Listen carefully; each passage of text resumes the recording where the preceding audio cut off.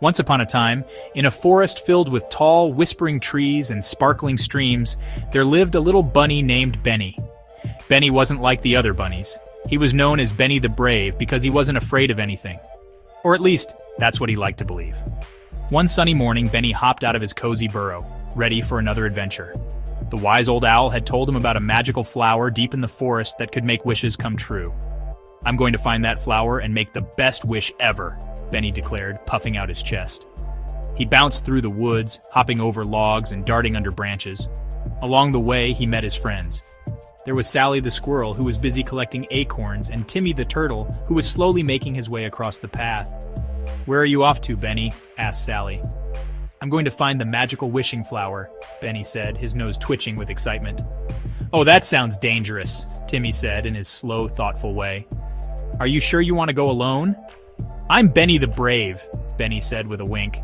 "I'm not scared of anything." With that, Benny continued on his journey, bouncing through the forest. Soon, he reached the deepest part of the woods where the trees grew tall and close together. The sun barely peeked through the thick leaves.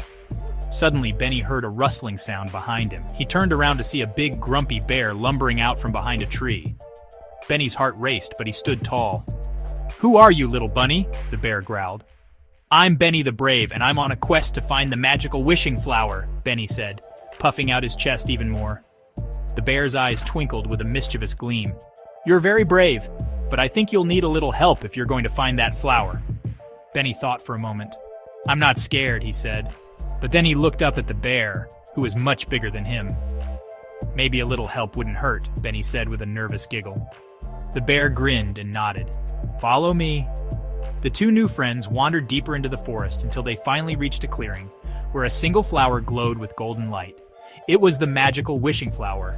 Benny couldn't believe his eyes. "You found it," the bear said. "Now what will you wish for?" Benny thought for a moment. Then he looked up at the big bear and smiled. "I wish for all my friends to always be safe and happy," Benny said. The flower shimmered and a soft breeze blew through the trees. The bear smiled, and Benny realized that bravery wasn't just about facing things alone.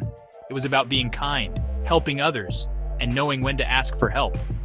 Benny the Brave had learned something very important that day.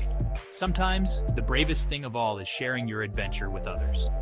And so, Benny returned to his burrow, happy and content, knowing that he had made a wish that was better than anything he could have wished for himself. I hope you enjoyed the story. Let me know if you'd like more.